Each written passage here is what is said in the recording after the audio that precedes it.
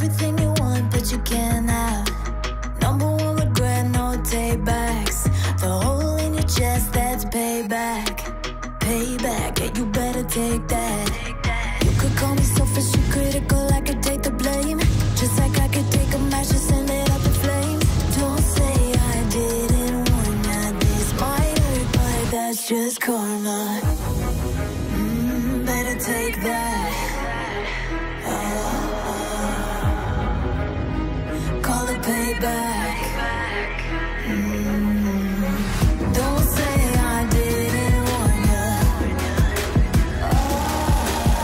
Stay mad, I know you. Before ang lahat guys, dito muna tayo sa kanyang technical specification, ano. So this one guys is powered pa rin ng 110cc, 4-stroke, single overhead cam, air-cooled at ESP. Ito ay merong lakas na 6.63 kilowatts at 7,500 RPM and max torque of 9.3 Newton meter at 6,000 RPM. Pagdating naman sa kanyang seat height guys, siya po ay merong seat height na 742mm at ground clearance na 147mm.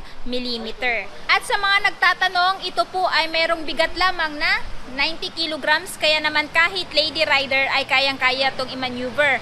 Pwedeng-pwede din itong motor na to pang beginner kasi nga napakagaan din itong motor na to at pwedeng-pwede din po ito pang araw-araw. So ngayon, dito na tayo sa kanyang overall look. So kung makikita nyo guys, in front of us is itong playful na color blue, ano. So aside sa color niya na blue is itong kanyang decals, no. So dito guys, meron siyang decals dito na Honda and Beat. Ayan, tapos color combination is white, black and yellow green. Maging dito sa kanyang bandang side fairings, no, papunta dito banda sa kanyang malapit sa taillight. So para sa akin guys, napaka-modern na nung design niya. And at the same time talagang masasabi mong bagong-bago to. Aside kasi sa upgrade na headlight niya, yung mga decals niya guys is, ayan, makabago na or modern na. And dito tayo sa front. Yung nagustuhan ko dito sa bagong Honda Beat guys, hindi talaga tinipid ni Honda yung pag-upgrade dito. Kasi kung mapapansin nyo dati, kakaiba yung headlight dati, no? Which is bulb type. Ito is naka-LED na. At the same time, yung curve ng kanyang headlight guys is mas modern kumpara doon sa old version, ano. Ayan, no? Tapos medyo may pagka ano dito, curve banda. Ayan. So para sa akin, goods na goods yan. And yan kasi guys is for better aerodynamics, kaya dinisign nila na ganito itong Honda Beat Playful.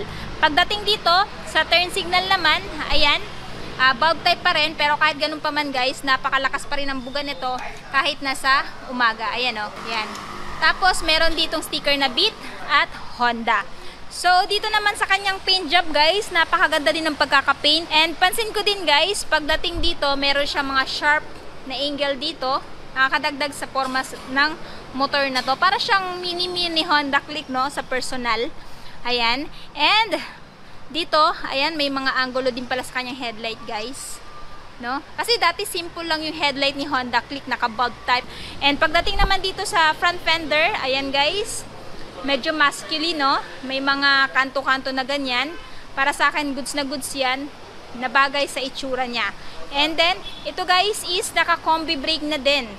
Kasi dati hindi po naka-combi brake si Honda Beat, pero ngayon ginalingan talaga ni Honda pagdating dito kay Beat. Para sa akin, goods na naka-combi brake siya. Nang sa gadon, dagdag safety features dito sa motor na to. At pag halimbawa magsa-sudden brake ka, hindi mo makakalabit lang yung rear wheel, kundi yung both brakes na, no? Combi brake, 70% na mag-engage sa rear and 30% naman dito sa front wheel. Ayan. Tapos, siya po ay, ayan, naka-single disc, no? Telescopic pa rin yung suspension, single pat piston brake caliper na ang brand ay Nissan, tubeless tire, at ito po ay merong front tire size na 80 by 90 by 14. Tapos naka-cast wheel na din siya. So dito naman tayo banda sa side. Ayan, nabanggit ko na kanina yung mga decals niya, no? And pansin ko lang din guys, ano, pagdating nga pala sa footboard niya, medyo malaki na kumpara dun sa, ewan ko lang ha, kasi matagal na din ako hindi nakapag-review ng Beat, pero parang nanibago ako sa footboard niya na parang mas pinalaki. Kasi yung footboard niya guys, mahalin tulad mo kay Honda Click 160, yung design. Ayan. And para sa akin, napakaganda din ito. Mas malapad kasi na footboard, mas advantage nang sa ganun mapaglagyan ng mga pinamili mo, kung gagamitin mo to pamalengke or pangpunta sa mall. Tapos, aside dito sa kanyang malapad na footboard, meron din siyang hook na kung saan pwede mo pagsabitan ng plastic mo. Isa pa, sa in-upgrade dito kay Honda Beat guys, is dati wala siyang built-in charging port. Pero ngayon, meron na. Ayan o. Meron siyang power outlet, 12 watts max nakalagay dito. Check natin. Ayan. So, meron na po kayo mapagsaksakan ng phone niyo pag lowbat kayo or gagamitin niyo po itong motor na to sa long ride. No? Bili na lang po kayo nung USB adapter para saksak mo lang dito. Tapos, syempre, kung gusto mong ma-safe yung phone mo habang nag-charge ka, ayaw mong ilagay dito, lagay ka na lang po dito ng phone holder para habang nagra-rides ka, nag-charge po yung phone niyo. Pero kung wala naman po kayo pag-budget, pwede nyo naman pong ilagay dito kasi medyo malalim na din yung left pocket ni Honda Beat. Ayan. And isa pa guys, sa upgrade nitong Honda Beat is itong kanyang dashboard. No? Naka semi-analog at semi-digital na din po siya. So yung color guys is dati natatandaan ko parang yellow-orange pero ngayon naka-blue. Ayan, parang na-uniform siya sa color ng kanyang body. Ano? So, ayan guys, makikita mo yung kilometer kung ilan yung takbo ng motor na to. Fuel gauge, kung empty ka na or full ka pa. Tapos, nandito yung kanyang high beam, low beam indicator. Yung turn signal indicator, ayan. Tapos, hindi ko masyado makita ito eh. Ano to?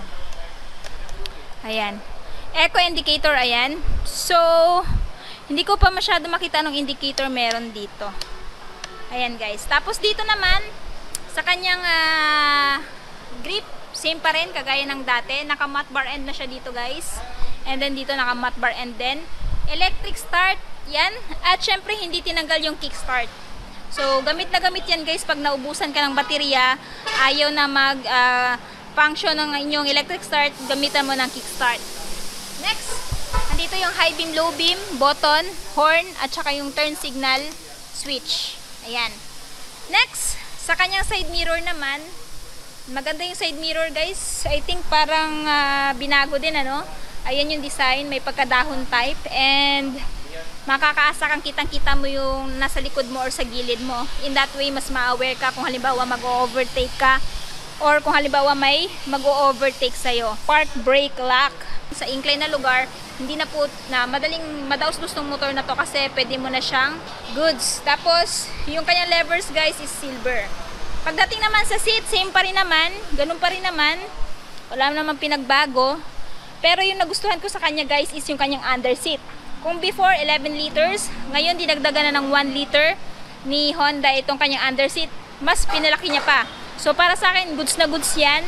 And kung hindi pa rin po kayo contented sa kanyang under seat, pwede po kayong magpalagay dito ng top box kasi may abang naman po siya na pang bracket. Ano? So ito po yung kanyang grab bar. Ayan, maganda din yung pagkakamount. And isa pa guys, kung dati is nasa 4 liters, if hindi ako nagkakamali yung kanyang fuel tank capacity. Pero ngayon, ginawa ng 4.2 liters. So, mas pinalaki pa ni Honda yung kanyang fuel tank capacity. So, no wonder, no? Maraming nagkakagusto sa mga motor ni Honda kasi pag mag-upgrade sila, hindi tinipid, no? Talagang all-in talaga sila mag-upgrade ng motor nila. And pagdating naman guys sa kanyang average fuel consumption, siya po ay merong 58.2 km per liter, no? Yun po ay based sa World Motorcycle Test Center test method. Ayan. So lahat po ng binabanggit ko dito guys ay base lamang po sa website ni Honda. No, doon ko po kinukuha yung mga information dito. So ayan guys, balik na natin to. Foot peg ng angkas. Ayan. And isa pa guys, sa upgrade is meron na siyang tinatawag na ACG or alternating current generator na kung saan pag i-start mo to hindi na siya maingay. Tahimik na lang. Kung before yung may mga higher displacement lang yung merong ganun, pero ngayon si Honda Beat meron na. Next, dito naman sa kanyang muffler, no, meron siyang heat guard. And pansin ko sa heat guard niya guys, kakaiba na din. Semi-carbon, parang carbon yung design dito. Ayan, tapos napaka-sharp. So, sporty at saka stylish din yung kanyang tambucho dito na design, yung kanyang heat guard. Ayan, matte black po yung kulay. Pagdating naman sa likod, yung gulong niya guys is federal at ito po ay tubeless pa rin. So, pag mapako to, hindi siya basta-basta mabubutas. No, may iwan lang yung pako sa loob. Siguro nakauwi na po kayo sa bahay nyo bago nyo po na-notice na mapako kayo. Ayan. So, tire size guys, 90 by 90 by 14. Tapos, again, naka-cast wheel siya. Ayan, naka-mugs. And, ang kulay ay black. Ayan, kasi dun sa premium version is gold, no? So, i-review po natin yun soon. So, ang ginamit dito guys is monoshock unit swing suspension naman. Ayan. So, dito tayo sa tail. Nandito pa rin yung kanyang sharp tail light. And, naka-bulb type pa rin yung kanyang tail. Turn signal is naka-bulb type pa rin. Pero, yung kinaganda dito guys, naka-full assembly. So, meaning hindi po magkahiwalay yung kanyang turn signal light sa brake light. Para sa akin, goods na goods yan. And, mayroon ditong sticker ni Honda. May ilaw na din ng plaka. Naka-reflector na din for added visibility during your night ride. Braking system na ginamit, drum brake pa rin sa likod. At, equipped na din po siya nung, ayan, enhanced smart power. Kickstart nandito, yung panggilid nandito, center stand, tapos yung apakan ng angkas. And ang kinaganda guys sa side stand niya, meron na siyang side stand switch, no? So pag binaba mo to, kahit anong gawin mo mapapaandar, hindi mo mapapaandar itong motor na to. So yun yung kinaganda na may side stand switch. Makakaiwas ka din sa accident, no? Sa pagambang aksidente pag halimbawa, meron kasing ganitong safety features ang isang motor, which is meron na din si Honda Beat na playful. Ayan guys, ito po yung kabuuan ng itsura niya, no? Ayan, Stig. Ganda talaga nung bagong Honda Beat. Ayan, so kung gusto nyo po ng motor na pang araw-araw, pang negosyo, kasi nga napaka full compact na din itong scooter na to, I highly recommend this one. Or kailangan mo ng motor para sa anak mo pagpapasok sa school or papasok sa work. Ayan, bagada din itong motor na to kasi nga napakatipid din sa gasolina at saka napakadali lang din imaneho. Pwedeng nga din ito sa lady rider. So ngayon guys, alamin naman natin yung kanyang updated price. Honda Beat Playful 2023 model ay mayroong SRP or updated price na 75,000 pag cash, kung bibili nyo po ng cash. Ang down payment naman po is 3,700 kung hulugan at monthly for 3 years na 3,763 at 3 dates na 500. So itong motor na to guys ay merong tatlong color variant na available dito sa Honda Motorjoy, which is blue, yellow at saka yung red. So ilalagay ko na lang po guys yung full address nila sa screen, maging yung phone number nila para makapag-inquire kayo, or please visit their branch na malapit lamang po sa Rivera Hospital. Dito lang po yan sa may Panabo City along the highway. Ito pong Honda Motorjoy Panabo City branch.